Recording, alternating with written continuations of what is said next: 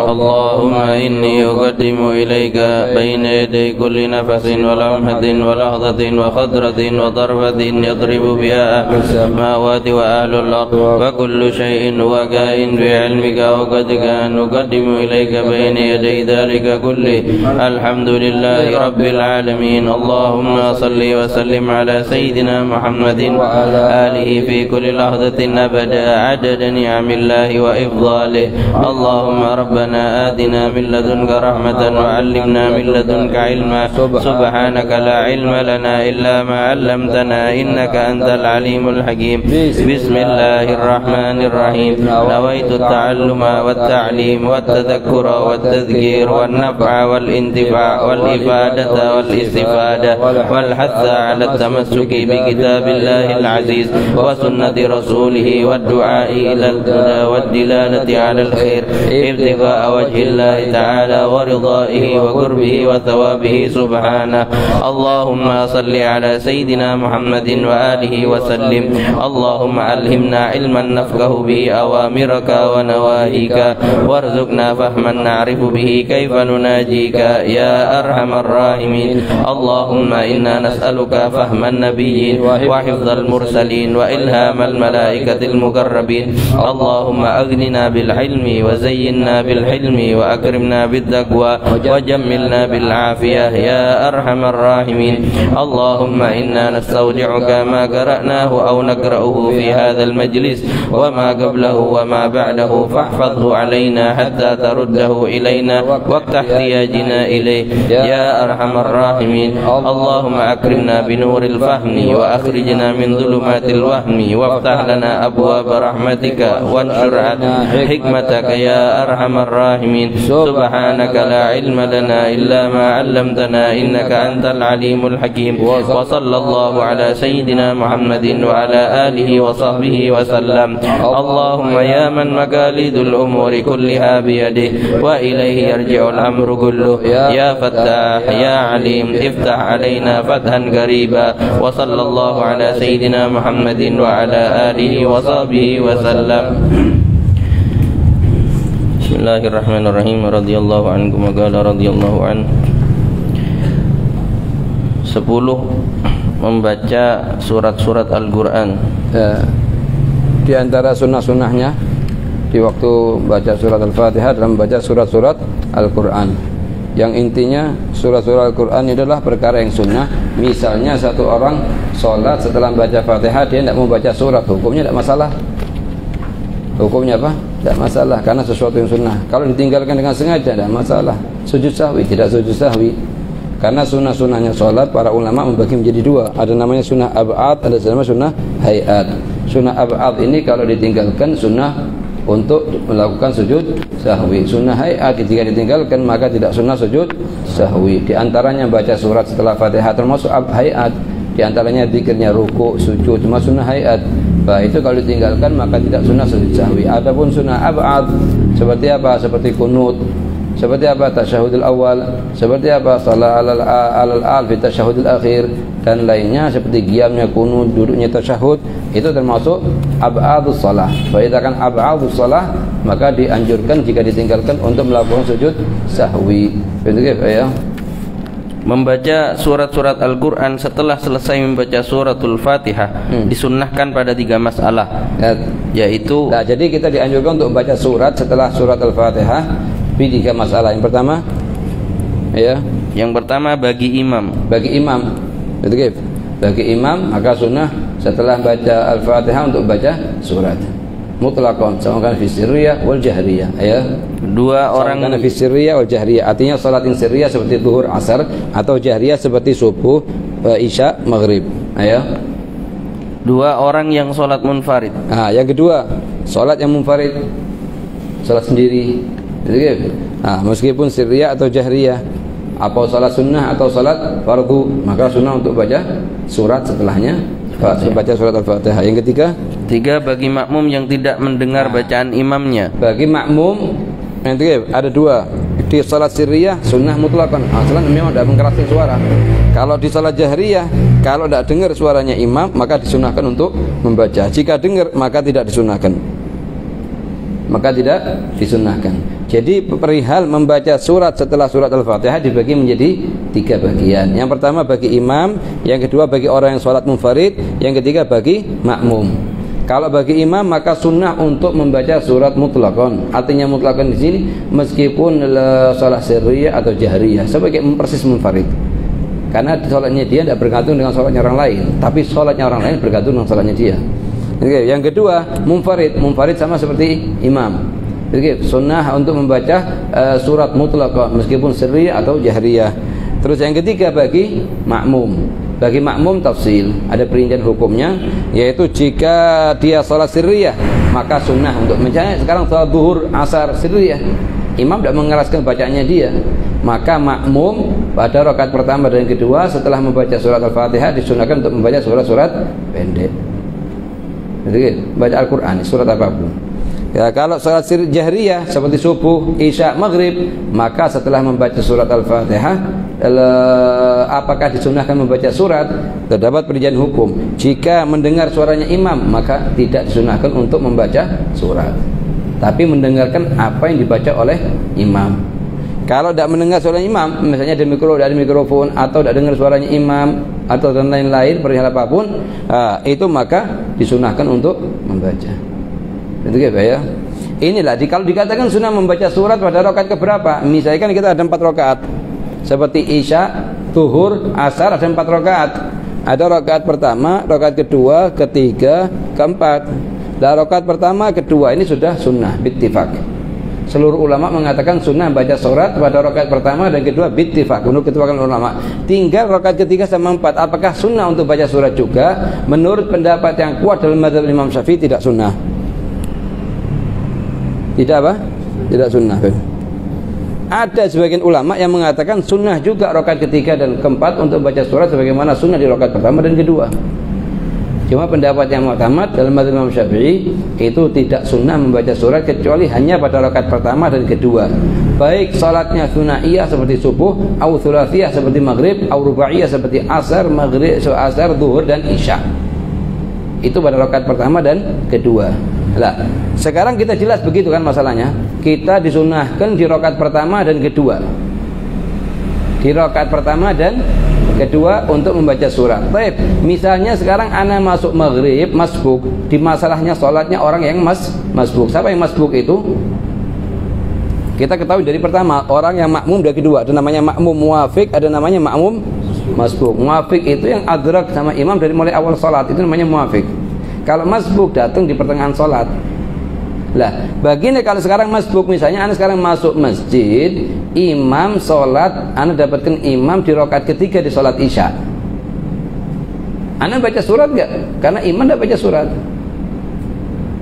Rakaat ketiga anda dapatkan imam rakaat ketiga dan 4. Tapi bagi anak itu rakaat pertama dan kedua. Paham masalahnya? Dan sekarang anda mendapatkan imam di posisi rakaat ketiga di sholat isya, atau rakaat keempat di sholat isya, atau di rakaat ketiga dan 4 di sholat zuhur sama asar. Intinya kalau zuhur sama asar kan sudah jelas sirriyah kan dia, itu sunnah mutlaqan kan. Cuman posisinya anda sebagai masbuk. Sedangkan kita ketahui tadi yang sunnah baca surat hanya adalah di rakaat pertama dan kedua. Lah begitu anda posisinya sebagai masbuk, itu apakah sunnah bagi anak baca surat apa tidak? Hah? Sunnah apa enggak? Tidak. Sunnah salah, tak sunnah salah. Ada perincian hukumnya. Apa perincian hukumnya? Terjadi perbedaan antara ulama. Bagi yang masbuk sekarang ini imam, misalnya imam sholat ini. Lah, perhatikan ya masalahnya. Karena agak jenis jurid sedikit. Lah, ini orang masbuk. Nututin di imam rakaat ketiga atau 4. Untuk pribadinya imam ini rakaat ketiga dan 4. Tapi untuk pribadinya dia 1, 2. Itu kif. Sekarang kalau orang masbuk masuk ke masjid, dia mendapatkan imam di rakaat ketiga. Rakaat yang pertama kali ditakbir Allahu Akbar, masbuk ini. Ini bagi dia sekarang ini rakaat pertama dan kedua atau rakaat ketiga dan 4. Nanti keduanya setelahnya 1, 3 dan 4. Paham tak? Kalau ini ada dua pendapat. Ada pendapat pertama yaitu rakaat yang dia kerjakan pertama kali masuk sholat itu adalah rakaat ketiga dan keempat untuk rakaat satu keduanya nanti setelahnya keluar dari imam waktu meneruskan itu. Ada pendapat yang kedua enggak. Untuk dia itu rakaat pertama dan kedua. Betul. Lah kalau kita mengatakan pakai pendapat yang pertama yaitu yang mengatakan pertama kali sholat Allahu Akbar itu adalah rakaat ketiga. Kalau begitu tidak sunnah baca surat. Rakaat setelahnya keempat maka tidak sunnah baca surat. Rakaat waktu itu dia lepas dari imam dan nambah 2 rakaat itu 1-2 tidak sunnah baca surat karena sunnahnya di rakaat 1 dan kedua pertama kali dia sholat. Tapi kalau kita katakan ini rakaat yang pertama kali dia masuk adalah rakaat pertama dan kedua, rakaat ketiga dan keempatnya nanti setelah keluarnya dari jamaahnya imam, maka dikatakan sunnah baca surat. Oke, paham masalahnya? Jadi masalahnya semua bergantung rakaat yang pertama kali dikerjakan oleh makmum masbuk itu terhitung nomor 1 atau nomor 3. Jadi kalau nomor 1, 2 berarti 3, 4. Kalau dihitung nomor 3, 4 berarti nanti 1, 2. 3, 4, 1, 2. Oke, bagaimana bentuk gambarnya? Ada 2 pendapat dalam mazhab Imam Syafi'i. Itu ada sebagian ulama Syafi'i yang mengatakan itu rakaat pertama maka sunnah baca surat.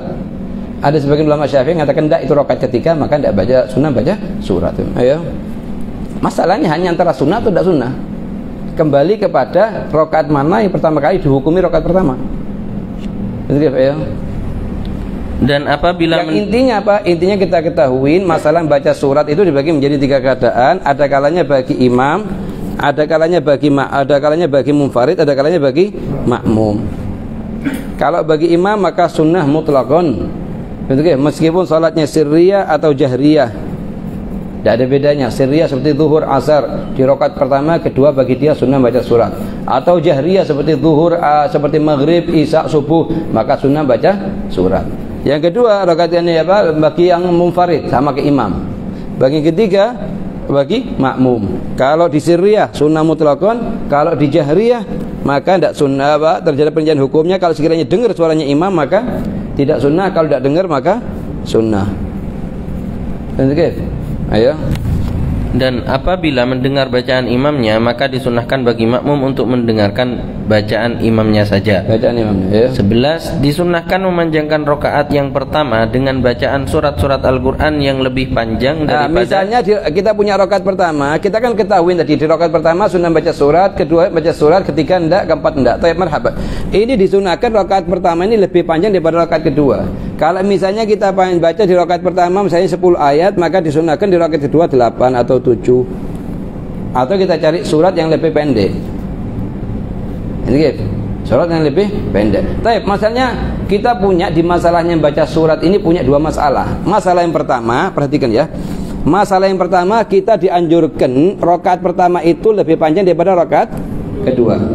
Artinya ayat yang kita baca pada rakaat pertama setelah Fatihah lebih banyak daripada rakaat kedua. Itu masalah pertama. Masalah kedua, kita juga dihadapkan satu masalah namanya kita dianjurkan baca surat sesuai tertibnya Al-Qur'an. Sesuai apa? Tertibnya Al-Qur'an. Jadi kalau misalnya sekarang setelah wadduha berarti Alam Nashrah. Kalau baca Alam Nashrah berarti setelahnya wattini wazaitun. Lah kalau misalnya rakaat pertama kita baca surat Al-Ikhlas, kalau kita ngikutin ini sunnah kita kerjakan.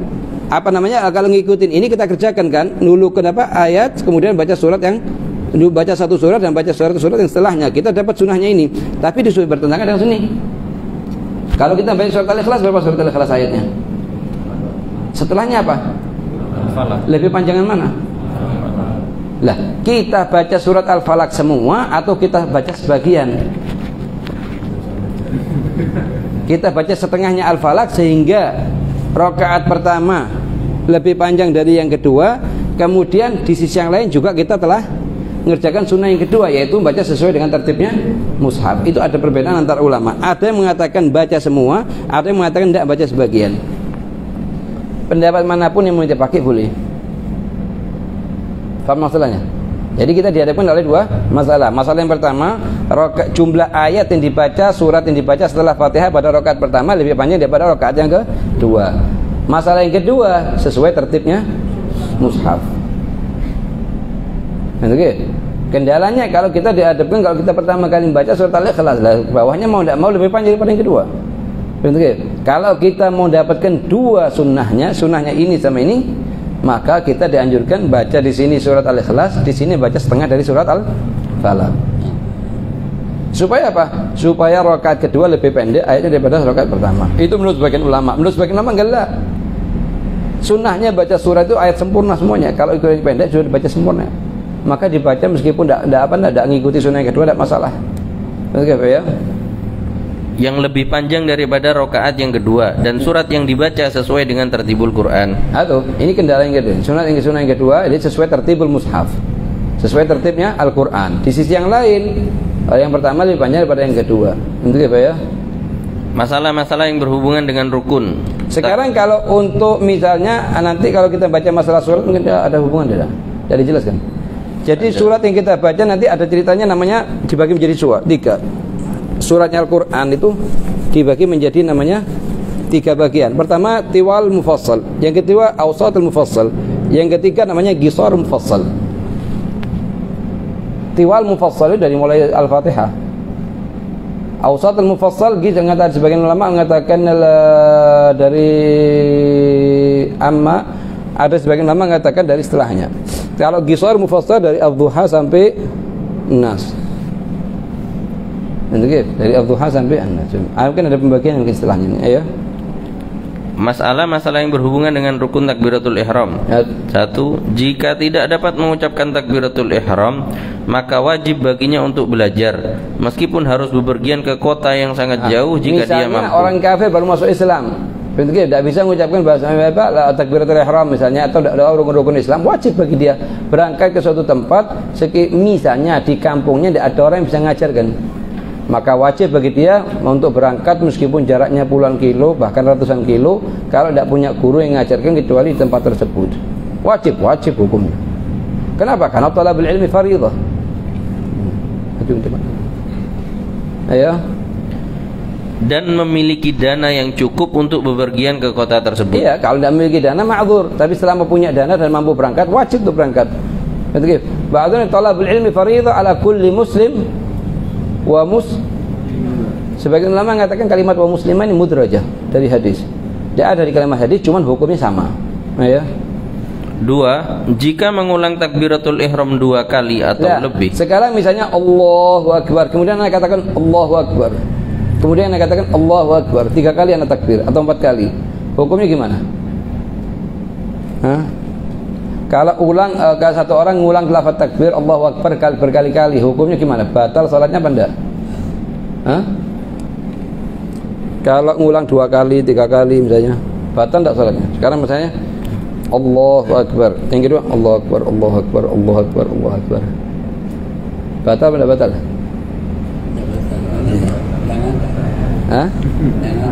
Atau ngangkat sunnah, ngangkat tangan sunnah, batal apa enggak? Betul. Ahsan lak diem.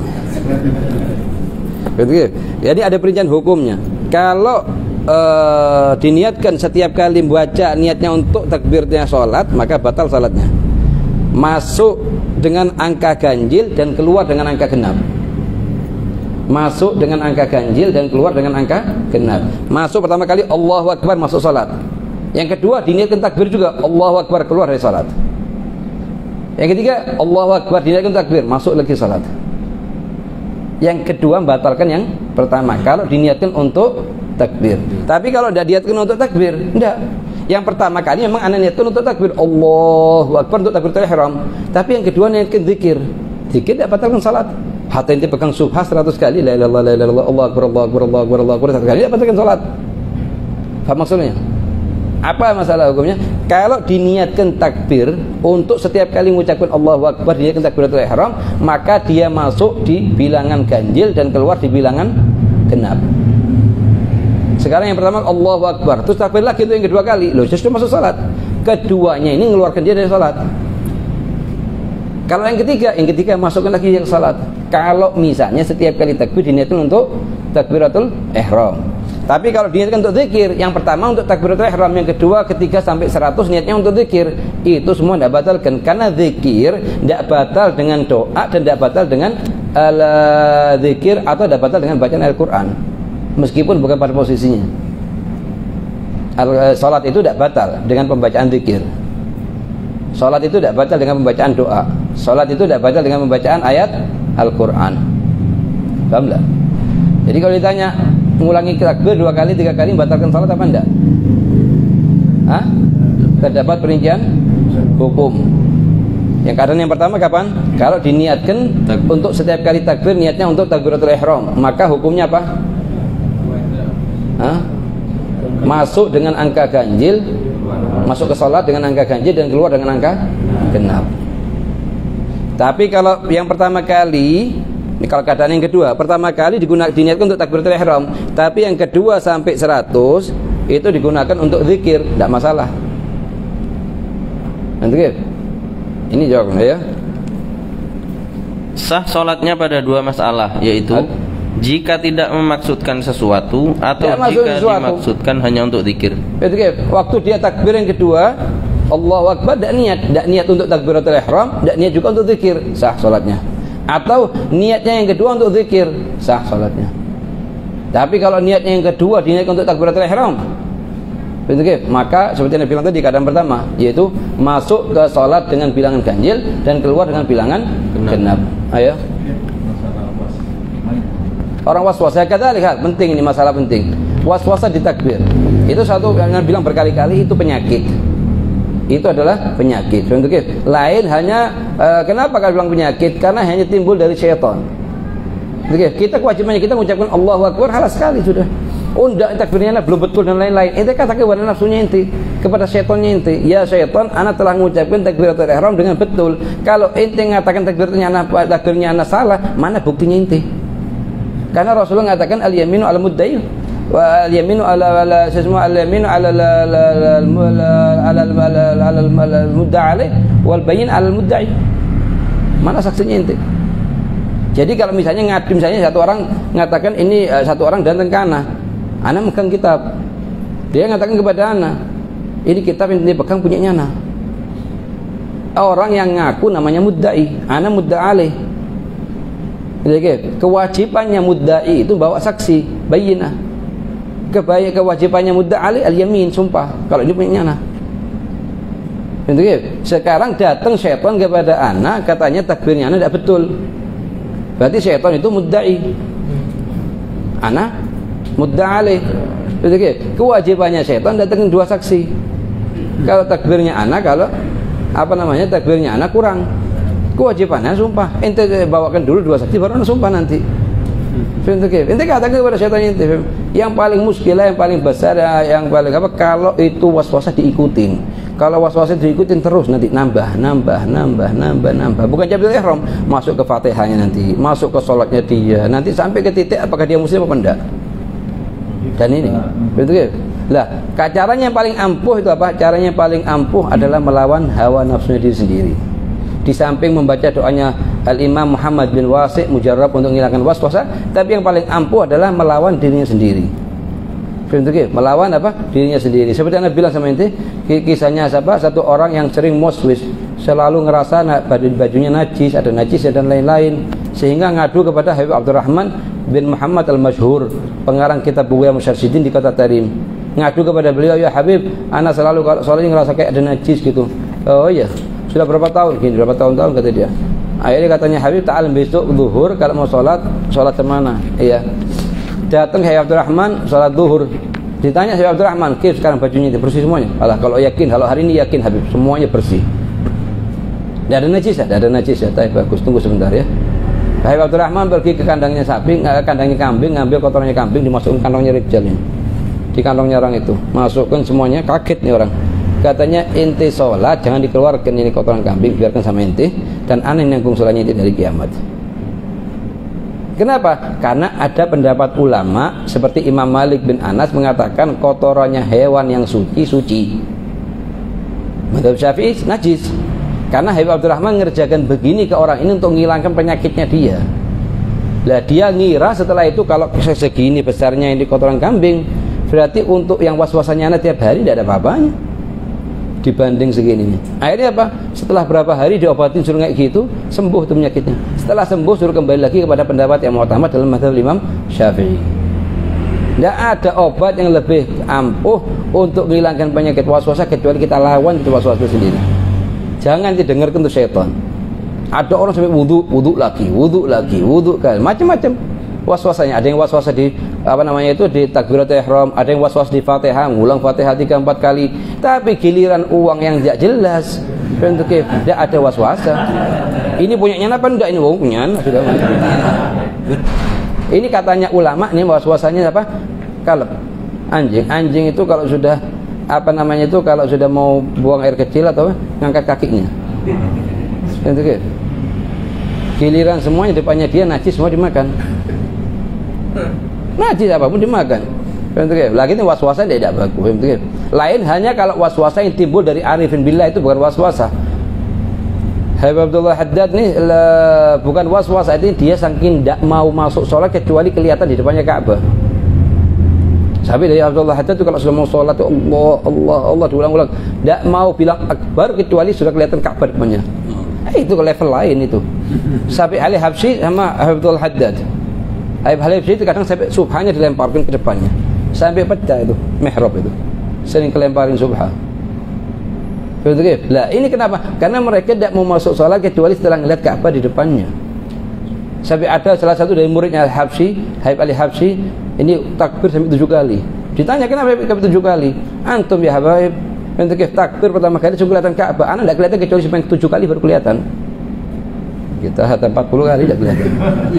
Jujur-jujuran 40 kali kita takbir tidak kelihatan apa-apa. Kalau mereka arif billah kebuka dia ini, tahu Ka'bah depannya. Jadi hada musallam li haula al-arifin billah musallam lahum. Makanya katanya ba'dul arifin billah ana la usallim li ahli al-waswasah kecuali 2, Abdullah bin Al-Haddad, Ali bin Muhammad Al-Habsyi. Itu tapi mengenai mereka tidak takbir niatnya kecuali setelah melihat Ka'bah. Kita tidak sampai seperti itu levelnya. Kita ketika Allahu Akbar lafaznya betul, syaratnya pun selesai sudah. Karena levelnya kita levelnya orang awam, bahkan bukan awam kita ini levelnya. Karena katanya Habib Abdurrahman Al-Ahdal, Abdurrahman bin Sulaiman Al-Ahdal, beliau adalah mufti insi dan jin, muftinya orang manusia dan jin. Hatta jin kalau punya masalah fikih nanyanya ke beliau. Katanya dia Abdurrahman bin Sulaiman Al-Ahdal ini, nahnu ligillatina bima'rifatina lil usul nahnu al-awam, katanya. Kita ini saking karena sedikitnya ilmunya kita tentang usul fikih, maka kita tergolong orang yang awam. Ini Abdurrahman mufti ins wal jin. Katanya Habib Zaid, kalau Abdurrahman bin Sulaiman Al-Ahdal orang awam, kita awamnya awam. Betul? Kita orangnya awamnya awam. Lagi kita minta sama Allah, kita jangan sampai gunain nurutin waswasa. Waswasa ini penyakit yang sangat bahaya. Kalau diteruskan sampai nanti ke level apakah anak muslim apa tidak. Sampai pernah ada satu murid di Madinah yang waswis. Betul? Pertama waswasanya di wudu, nambah terus ke sholat. Orang sudah selesai sholat semua, ini masih belum selesai wudunya, diulang lagi wudu lagi. Sudah mau takbir Allah tidak bisa. Sampai datang ke Habib Zain. Katanya Habib Zain, dia dengan sehatin apa semuanya tetap masih. Akhirnya Habib Zain bilang ke dia, ente datang ke Rasulullah ya, ke makamnya Rasulullah, bilang Al-Habib Zain bin Ibrahim bin Samit yang nyuruh anak datang ke ente ya Rasulullah, dan mengatakan minta doanya supaya anak sembuh dari penyakit ini. Sampai juga ngomong juga ke Abu Bakar Masyhur. Katanya Abu Bakar Masyhur, ente kerjakan sholatnya ente sesuai dengan peraturannya fuqaha, dan ente jangan anggap apapun kalau misalnya sholatnya ente dari kiamat tidak diterima, anak yang nanggung dari kiamat. Sampai apa? Sampai ke level supaya apa? Supaya mengeluarkan anak ini dari penyakit waswasa. Waswasa itu kalau kuat betul sudah. Jadi, makanya jangan diikutin sudah, jangan diikutin. Anak ngerasa gini, ngerasa gitu, jangan diikutin sama sekali. Apa ya? Tidak sah sholatnya jika dimaksudkan untuk takbir iftitah. Iftitah tidak sah, ya. Seperti haram ini, ya. Rukun yang ketiga berdiri bagi yang mampu pada sholat fardu. Iya. Jadi kita selesai dari rukun kedua, yaitu apa? Takbiratul ihram. Takbiratul ihram itu ucapan Allahu Akbar. Itu hukumnya ada rukun daripada rukun-rukunnya salat, meskipun salatnya fardu atau salat sunnah, dan tidak mungkin sah takbiratul ihram seseorang kecuali jika berapa syaratnya terpenuhi? Berapa syaratnya takbiratul ihram? 12 apa 14? 13. Betul. 13 syaratnya terpenuhi. Kalau SD SMP kalau ABCD satu dipilih tepat masuk. Ya tepat ya sudah salah. Betul ya Pak ya? Kan Hafidin sering mengatakan kalau sudah masalahnya 12 ditanya 11 apa 14. Karena ngomong 11 salah, 14 salah, nunjukkan tolib itu tidak belajar.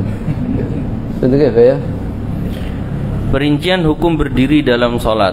Nah, rukun ketiga daripada rukun-rukunnya sholat itu yaitu adalah berdiri. Berdiri kapan? Sholat ada dua seperti yang kita ketahui. Ada namanya sholat fardu, ada namanya sholat sunnah. Lah sholat sunnah dibagi dua. Sholat sunnah bagi tiga. Sholat sunnah dzatu waqtin, sholat sunnah dzatu sabab, yang ketiga sholat sunnah nafil mutlak. Sudah kita bahas dari pertama, yang dimaksud dengan sholat fardu adalah zuhur, asar, maghrib. La, jangan diikuti. Anak balik jangan bilang sama ente. Perhatikan, kalau tidak ngomong perhatikan. Betul. Kepingin ente ini saya konsen. Jadi dimaksud dengan fardu satu dari 4. Apa fardu yang pertama? Fardu aini, seperti zuhur, asar, maghrib, isya, subuh. Yang kedua fardu kifai seperti salat jenazah. Yang ketiga fardu nadri seperti salat sunnah yang dinadarkan. Misalnya nadar saya salat duha, maka namanya fardu nadri.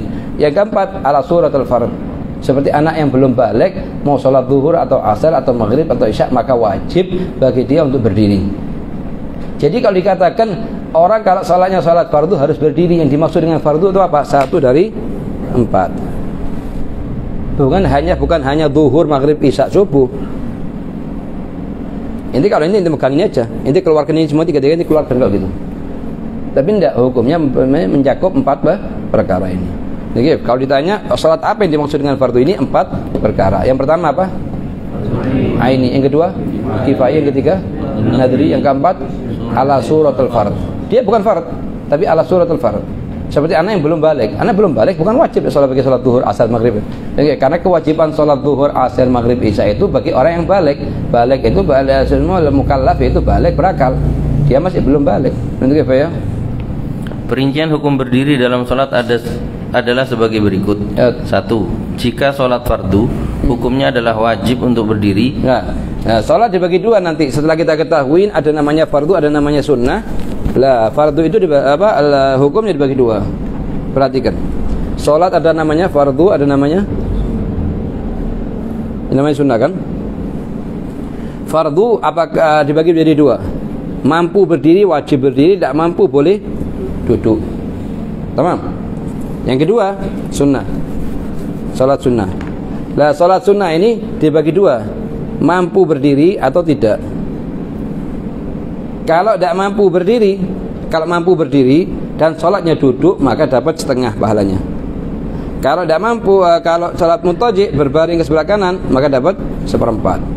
Tapi kalau tidak mampu, maka tetap dapat pahala yang sempurna. Di dua keadaan dia boleh duduk. Cuma pahalanya aja. Ini semua bagi umat. Kalau Nabi Muhammad SAW meskipun beliau mampu berdiri, sholatnya beliau duduk sama kayak sholatnya beliau berdiri. Kenapa? Karena beliau semua perbuatannya adalah syariat yang harus diikutin oleh umat. Semua perbuatannya dia. Karena makanya bilang perbuatannya Rasulullah semua libayanil jawaz, libayanil syariah, untuk menjelaskan hukum syariat. Ayo. Kecuali bagi yang tidak mampu berdiri maka boleh duduk. Iya. Kalau sholat fardu, ya.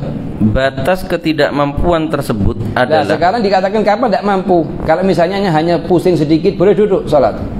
Atau misalnya kalau nasallallahu alaihi wasallam kena penyakit berat-berat sehingga pusing mau jatuh baru boleh. Nah, ada perincian hukumnya ya.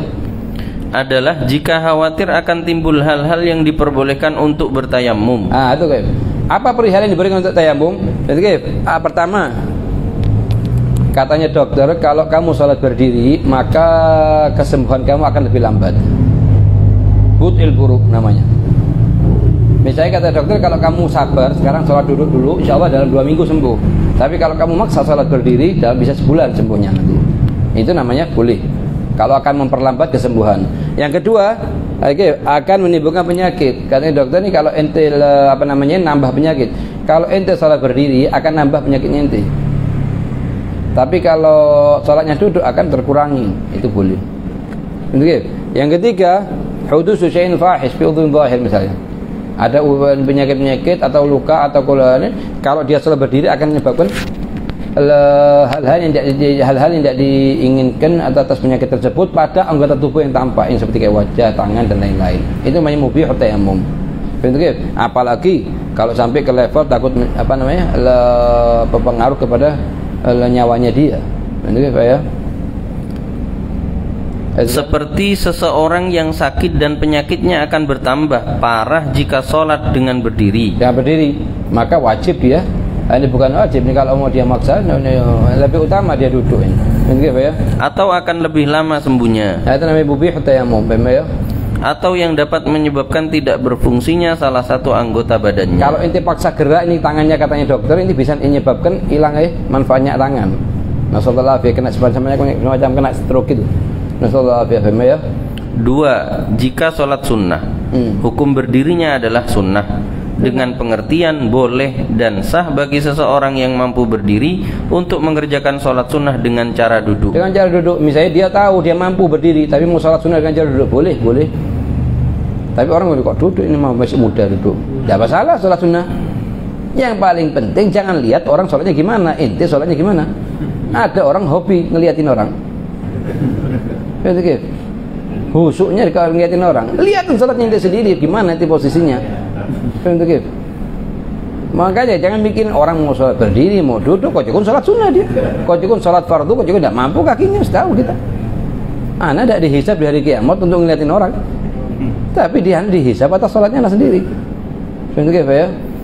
Akan tetapi pahalanya setengah dari pahala sholat seseorang yang berdiri, dan boleh juga berbaring. Akan tetapi pahalanya seperempat dari pahala sholat seseorang yang berdiri. Tapi kalau mustalqi tidak boleh, selama mampu mutajid tidak boleh bersalki, ya, meskipun salat sunnah, ya. Apalagi di mobil, kita lagi perjalanan sekarang ke Surabaya atau ke Malang atau kemana, jangan ditinggalkan qobliyah ba'diyah, jangan ditinggalkan duha, jangan ditinggalkan witir. Kenapa? Lebih mudah dikerjakan daripada yang turun bawah. Tinggal duduk di mobilnya, nanti usolli sunatul witir, katanya Allahu akbar, Allahu akbar, sami Allahu liman hamidah, Allahu akbar, di kursinya nanti. Yang paling penting jangan sampai ditinggalkan. Kenapa? Karena kita butuh hasanat di hari kiamat. Yang bagi katanya lisari tariqil akhirah, bagi orang yang jalan di jalannya Allah Subhanahu wa taala untuk nyari ke akhirat, itu 3 perkara jangan ditinggalkan: duha, witir, sama qobliyah ba'diyah. Itu paling minimnya sudah.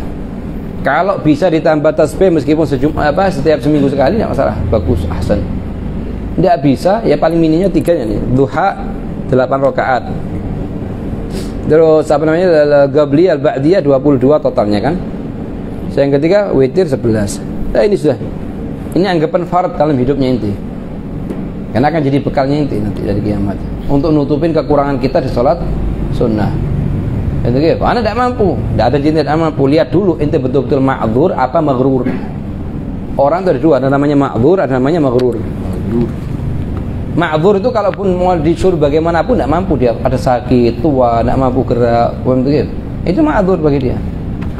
Hatta gerakan badannya tidak mampu, apalagi suruh sholat segitu. Itu ma'dzur. Tapi yang maghrur alasan tidak mampu. Tapi kalau misalnya kalau ente tidak sholat ini dimasukkan penjara, suruh duduk 2 tahun, kira-kira mau sholat tidak? Kalau pilihannya panjang penjara 2 tahun, yang mendingan sholat anasan. Nah itu berarti ini maghrur. Atau misalnya kalau ente sholat kayak gini dikasih rumah luasnya 1 hektar, kira-kira sholat apa enggak? Semangat sholat lama, itu berarti bukan ma'dzur tapi maghrur. Nanti selama ente muda, apalagi masih muda, kuat, sehat, orang yang tua ma'dzur. Nanti ente masih muda, sehat, kuat, walafiat, jangan tinggalkan, ya. Dalam kitab Mughnil Muhtaj dijelaskan, walil qadiri 'alal qiyami at-tanaffulu qa'idan bil ijma'i sawa'un rawatibu wa ghairuha. Wa kadza lahu an-naflu muttaji'an ma'al qudrati 'alal qiyami fil asahi li haditsil Bukhari. Man shalla qa'iman fa huwa afdal wa man shalla qa'idan falahu nisfu ajril qa'im wa man shalla na'iman ay muttaji'an falahu nisfu ajril qa'id. Dalil diwajibkannya berdiri dalam salat fardu. Dalil diwajibkannya berdiri dalam salat fardu adalah sabda Rasulullah sallallahu alaihi wasallam, "Shalli qa'iman fa illam tastati' fa qa'idan fa illam tastati' fa 'ala janbin." Wa zada an-Nasa'i, "Fa illam tastati' fa mustalqiyan." Artinya, salatlah kamu dengan cara berdiri. Kalau orang tidak mampu berdiri, maka level yang kedua apa? Hah? Tidak, kalau tidak mampu berdiri, level kedua apa? Duduk kayak gini kan?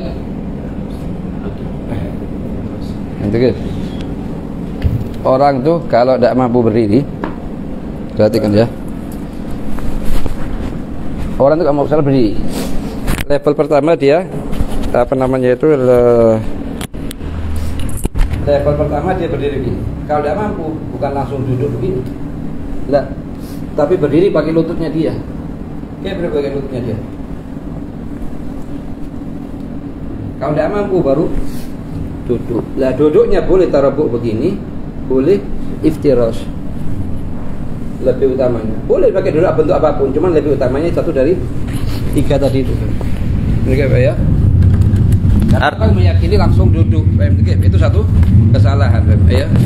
Artinya, salatlah kamu dengan cara berdiri, dan jika kamu tidak mampu, maka salatlah dengan cara duduk. Iya. Dan jika kamu tidak mampu, maka salatlah dengan posisi berbaring dengan ujung badan. Iya. Dan ditambahkan pada hadis riwayat An-Nasa'i, dan jika kamu tidak mampu, maka salatlah dengan cara terlentang. Ya. Tingkatan cara salat bagi yang tidak mampu berdiri. Bas, ya. Atau panjang misalnya. Ya, panjang. Bas. ربنا انفعنا بما علمتنا ربي علمنا الذي ينفعنا ربي فقهنا وفقه أهلنا وقربت لنا في ديننا مع أهل القدر أنثى وذكر ربي وفقنا ووفقهم لما ترتضي قولا وفعلا كرا وارزق الكل حلالا دائما وأخل أتقياء علما نهضى بالخير ونكفى كل الشر واصلح لنا كل الشر وأقر بالرضا منك العيون واقضي عنا ربنا كل الديون قبل أن تأتينا رسل المنون واغفر واستر أنت أكرم من ستر وصلاة الله تغشى المصطفى من إلى الحق دعانا والوفاء بكتاب فيه للناس شفاء وعلى الآل الكرام الشرفاء وعلى صحب المصابيح القرار اللهم اهدنا بهداك واجعلنا ممن يسارع في رضاك ولا تولنا وليا سواك ولا تجعلنا ممن خالف أمرك وعصاك وحسبنا الله ونعم الوكيل ولا حول ولا قوة إلا بالله العلي العظيم وصلى الله على سيدنا محمد وعلى آله وصحبه وسلم والحمد لله رب العالمين في كل لحظة أبدا عدد خلقه ورضا نفسه وزنة عرشه ومداد كلماته. الفاتحة إلى حبيبنا رسول جميع الأنبياء والأولياء والأصفياء ثم إلى روح الإمام الشافعي وجميع فقهاء الشافعي وجميع العلماء المحمدية ثم إلى روح جميع مشايخنا في الدين ثم إلى روح سيد الحبيب زين والحبيب المعروف الحبيب المشهور رحمه الله يعني حبيب سلم شاطر المشهور بن حبيب ثم إلى المالك وجميع شيخنا في الدين ثم إلى روح صاحب الحضر والنظام سيدنا الإمام العارف الله عبد الله بن عمر بن أحمد شوقي بن سالم وعبد الحمد شوقي بن سالم الوالد بن عبد الله بن الشيخ عبد الله بن سالم أمين عبد القادر بن عبد الله طه بن عبد الله علي بن عبد الله علي بن عبد الله آمنة بنت عبد الله حبيب زين الوجود وجميع شيخنا في الدين والأرواح والدينا ووالديكم وأمواتنا وأمواتكم وأموات المسلمين أن الله يتغشاهم بالرحمة والمغفرة ويسكنهم الجنة وينفعنا بهم وبعلومهم وأسرارهم وأنوارهم ونسأل الله وجهاتهم أن الله يثبتنا من قرأنا ويكون حجة لنا لا حجة علينا على هذه الدنيا ويوفقنا للعمل بما قرأنا وأن الله يرزقنا العناية والرعاية والنظافة ويجعلنا في هذا الشهر الشريف من السعداء المقبولين وأخرجنا وإياكم من الأشقياء المردودين على هذه الدنيا كن صالحة جامعة شاملة لخير الدنيا والآخرة وإلى حضرة النبي الفاتحة.